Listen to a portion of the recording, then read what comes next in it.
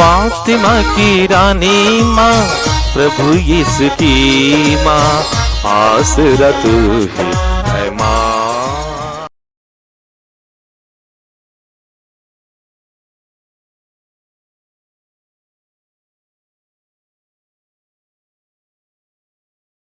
पहला पाठ गणना ग्रंथ अध्याय 24 पद संख्याएं 2 से 7, 15 से 17 तक। बिलआम ने अपनी आंखें ऊपर उठाई और इस्राएलियों को देखा जो अपने अपने वंश के अनुसार शिविर डाल चुके थे। ईश्वर का आत्मा उस पर उतरा और यह काव्य सुनाने लगा। यह बाओर के पुत्र बिलआम की भविष्यवाणी है। यह उस मनुष्य की भविष्यवाणी है जो रहस्य देखता है। यह उसकी भविष्यवाणी है जो ईश्वर के वचन सुनता और आत्मा से अविष्ट होकर सर्वशक्तिमान के दर्शन करता है। हे याकूब, तुम्हारे तंबू कितने सुंदर हैं। हे इस्राएल, तुम्हारे निवास कितने रमणीय हैं। वे घाटियों की तरह फैले हुए हैं, नदी के किनारे उद्यानों की तरह, ईश्वर द्वारा लगाए अगरू वृक्षों की तरह, जल स्रोत के निकट के देवदारों की तरह। इस्राएलियों के पात्र जल से भरे रहेंगे। उनके बोए हुए खेतों की भरपूर सिंचाई होगी। उनका राजा अगाग से भी महान होगा और उसका राज्याधिकार बढ़ाया जाएगा। इसके बाद बिलआम ने फिर कहा, यह बाओर के पुत्र बिलआम की भविष्यवाणी है। वह उस मनुष्य की भविष्यवाणी है जो रहस्य देखता है। यह उसकी भविष्यवाणी है जो ईश्वर के वचन सुनता और आत्मा से अविष्ट होकर सर्वशक्तिमान के दर्शन करता है। मैं उसे देखता हूँ किंतु वर्तमान में नहीं। मैं उसके दर्शन करता हूँ किंतु निकट से नहीं। याकूब के वंश में एक तारे का उदय होगा। इस्राएल के वंश में एक राजा उत्पन्न होगा।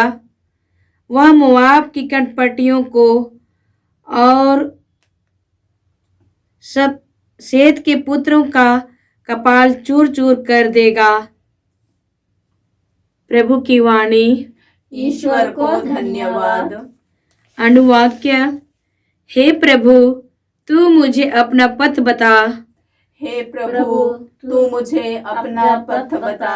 हे प्रभु, तू मुझे अपने मार्ग सिखा। तू मुझे अपने पथ बता।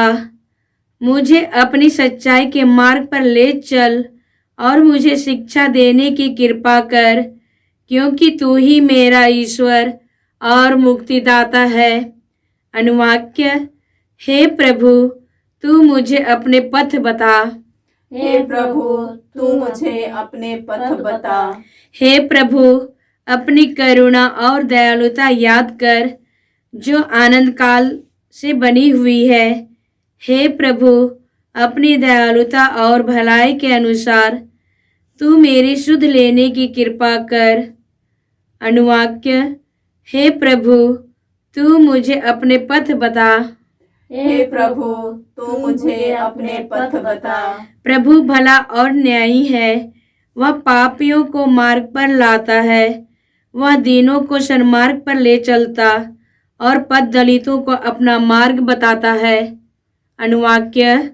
हे प्रभु, तू मुझे अपना पथ बता। हे प्रभु, तू मुझे अपना पथ बता।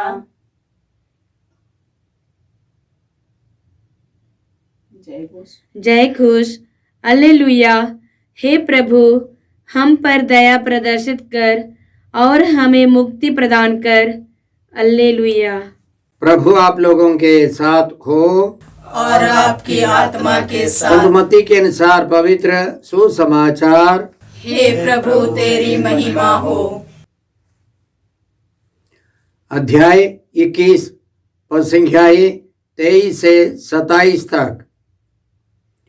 जब यीशु मंदिर में पहुंच गए थे और शिक्षा दे रहे थे तो महायाजक और जनता के नेता उनके पास आकर पूछने लगे, आप किस अधिकार से यह सब कर रहे हैं? किसने आपको यह अधिकार दिया है? यीशु ने उन्हें उत्तर दिया, मैं भी आप लोगों से एक प्रश्न पूछना चाहता हूं।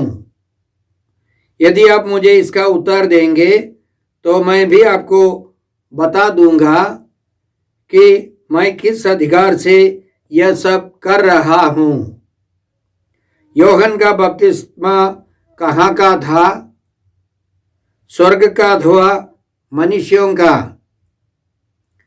वे यह कहकर आपस में परामर्श करने लगे। यदि हम कहें स्वर्ग का तो वह हमसे कहेंगे, तब आप लोगों ने उस पर विश्वास क्यों नहीं किया? यदि हम कहें मनुष्यों का तो जनता से डर है, क्योंकि सब यूहन्ना को नबी मानते हैं।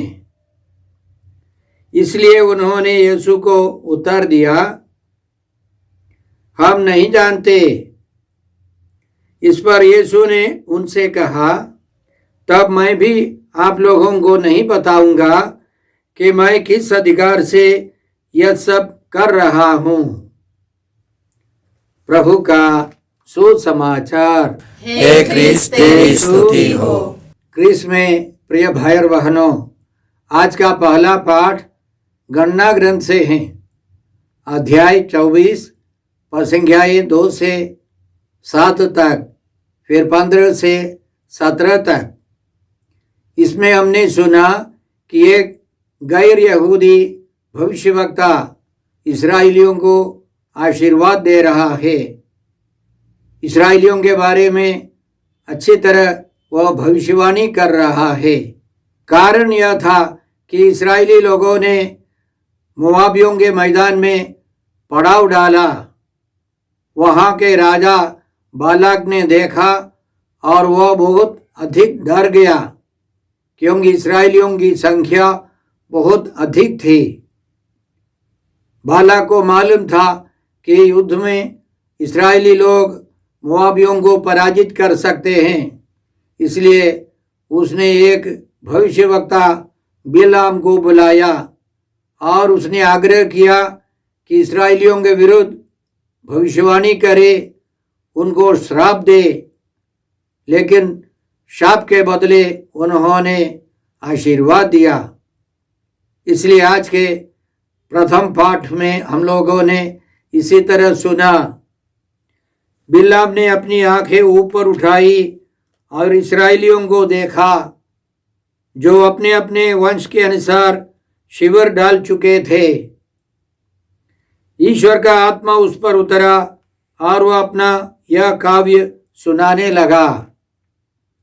यह बओर के पुत्र बिलाम की भविष्यवाणी है। यह उस मनुष्य की भविष्यवाणी है जो रहस्य देखता है।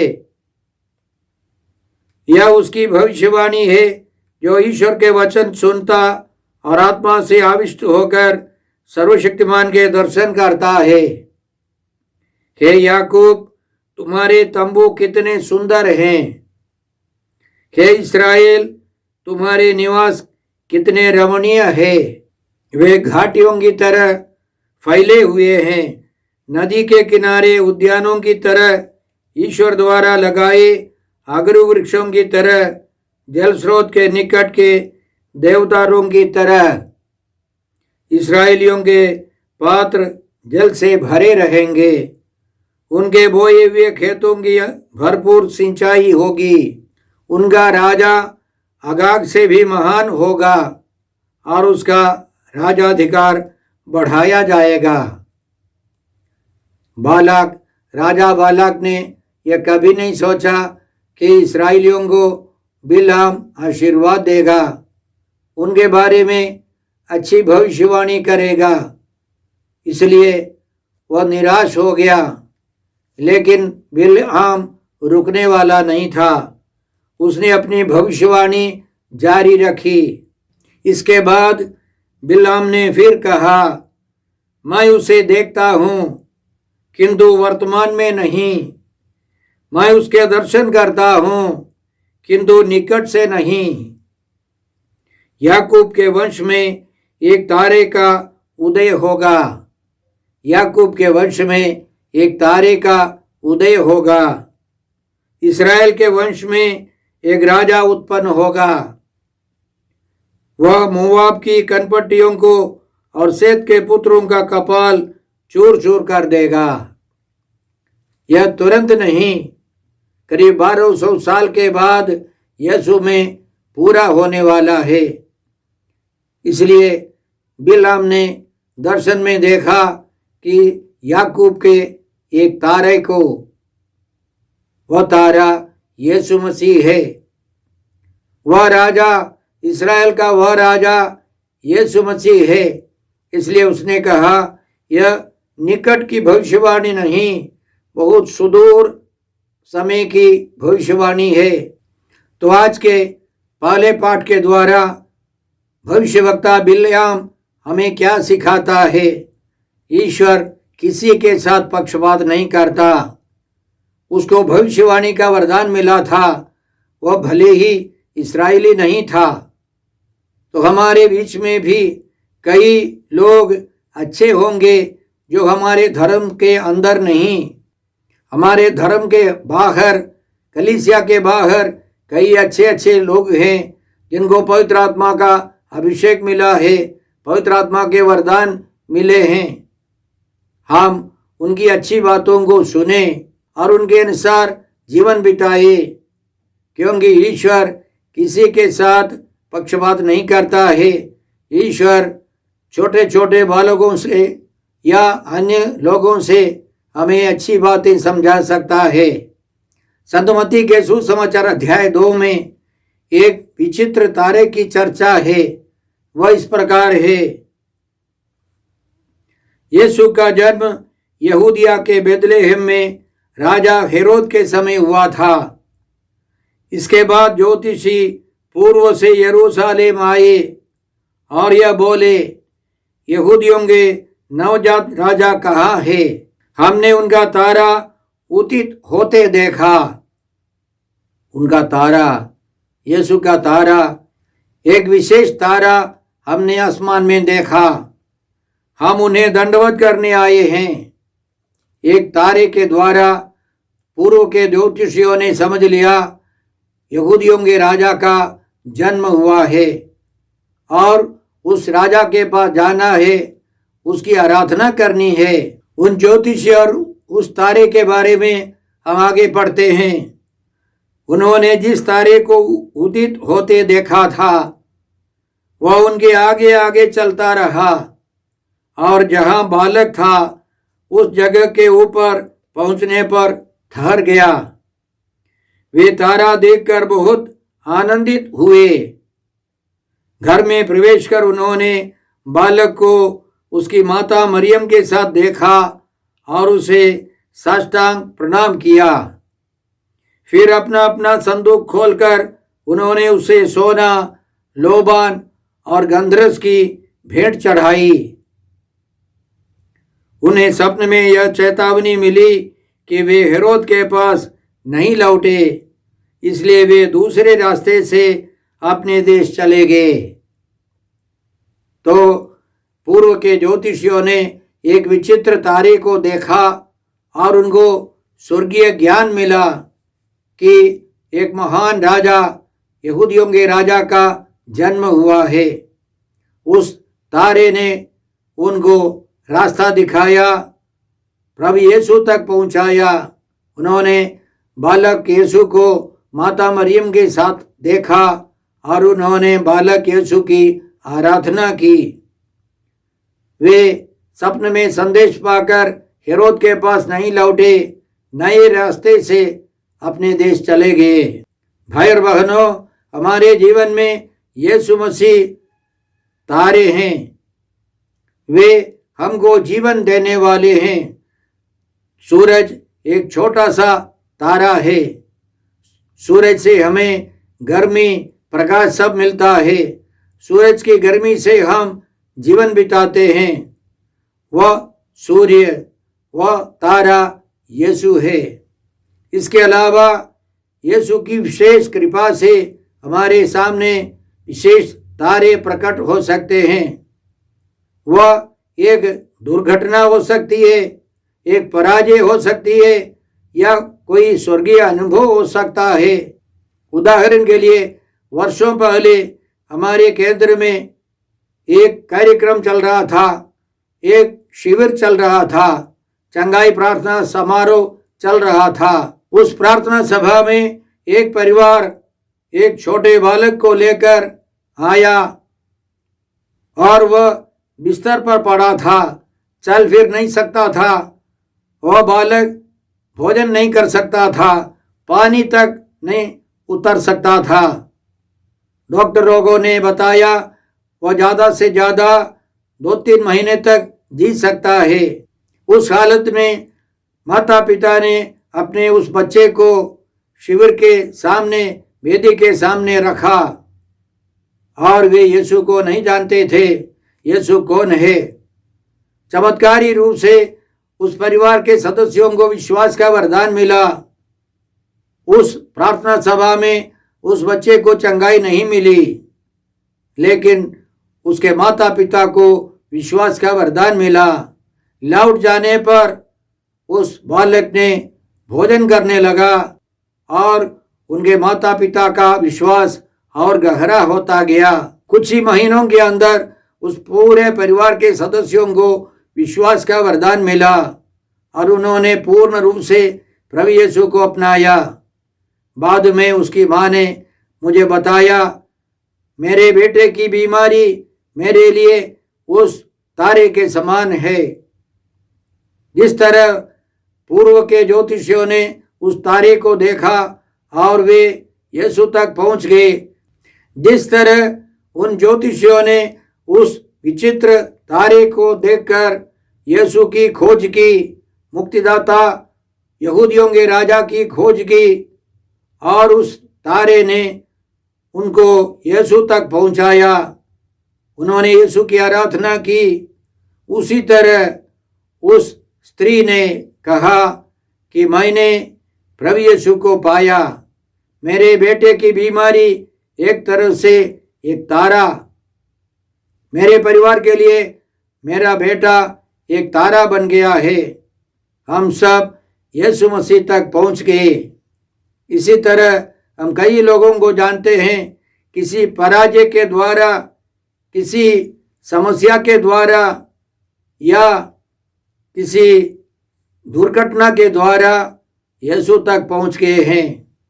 उन्होंने चमत्कारी तरीके से यीशु को पहचान लिया, मुक्तिदाता के रूप में उनको स्वीकार किया और उनका जीवन बदल गया है। हम प्रभु को धन्यवाद देते हैं।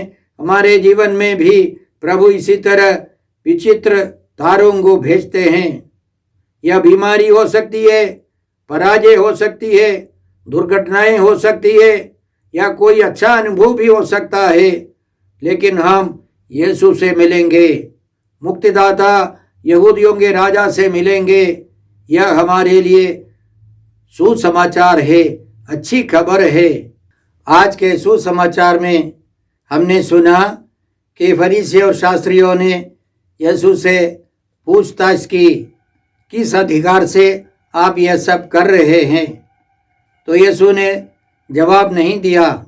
यीशु ने दूसरा एक सवाल पूछा, यूहन्ना बपतिस्मा का बपतिस्मा कहाँ का था, स्वर्ग का या पृथ्वी का?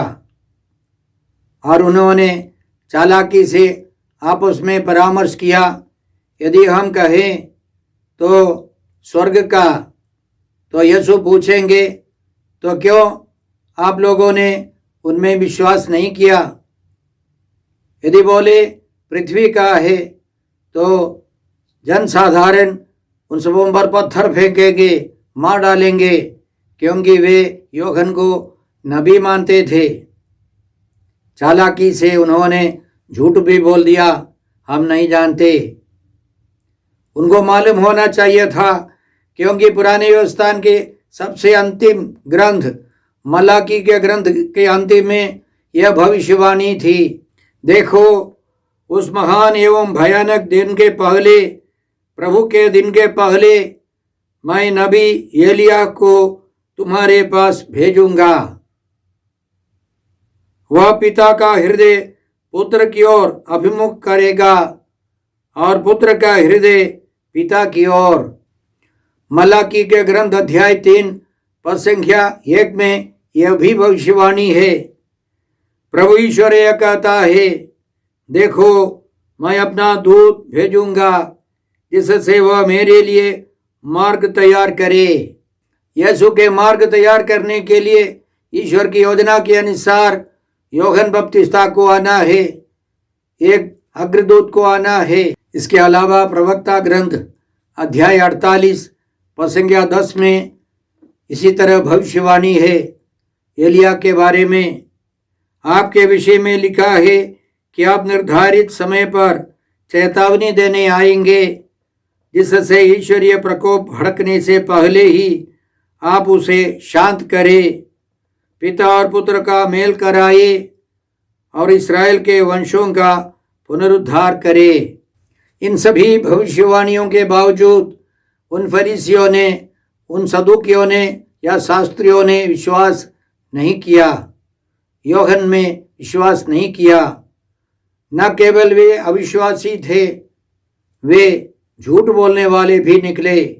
इसलिए यीशु ने इस घटना के तुरंत बाद 2 पुत्रों का दृष्टांत भी सुनाया। एक पिता ने अपने पहले पुत्र से कहा, बेटा जाओ, आज दाखबारी में काम करो। उसने उत्तर दिया, मैं नहीं जाऊंगा। किंतु बाद में उसे पश्चाताप हुआ और वह गया। पिता ने दूसरे पुत्र के पास जाकर यही कहा। उसने उत्तर दिया, जी हाँ पिताजी, किंतु वह नहीं गया।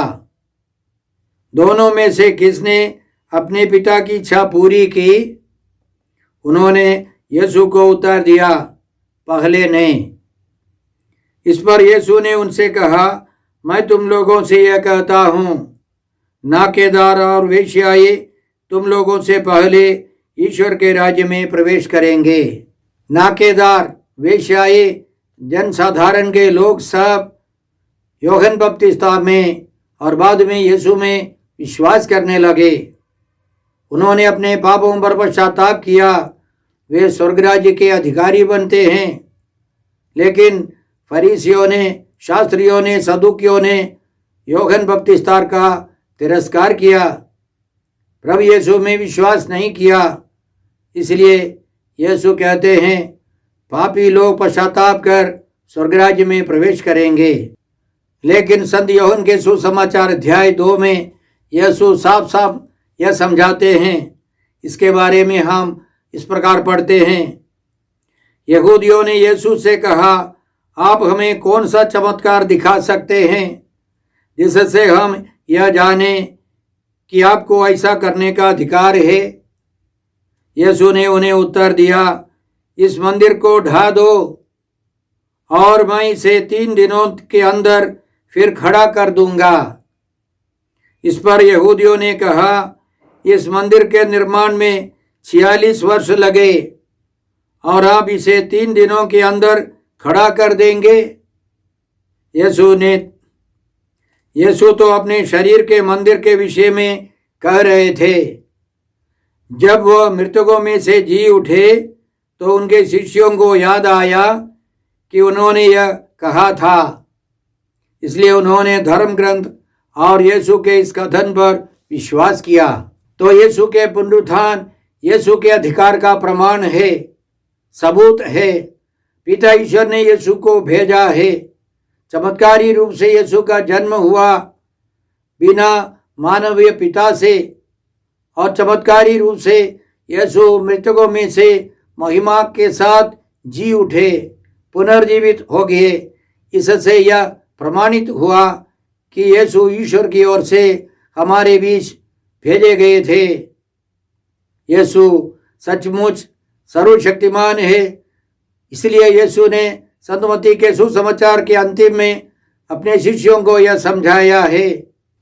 पिता ईश्वर अपने पुत्र यीशु मसीह को महिमा के साथ पुनर्जीवित कर सारे संसार को बताता है कि यीशु ईश्वर की आए हुए मुक्तिदाता है। ईश्वर की ओर से अधिकार लेकर यीशु आए हैं और प्रभु यीशु यह अधिकार अपने विश्वासियों को देते हैं।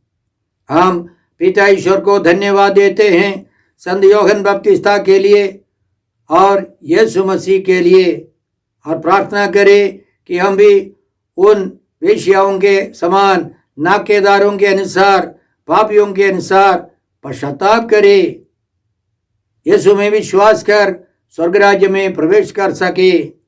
अन्य सभी लोगों को भी प्रभु यीशु के पास आए, वे भी पश्चाताप कर यीशु के साथ स्वर्ग में प्रवेश कर सके।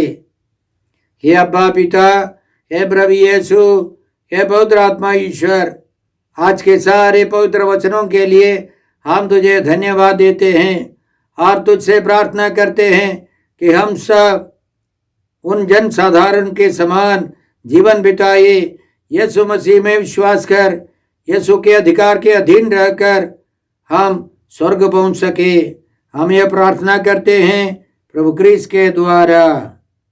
हमारे प्रभु यीशु क्रिस्त की कृपा, ईश्वर का प्रेम और पवित्र आत्मा का साहचर्य सदा आप लोगों के साथ रहे। आमीन।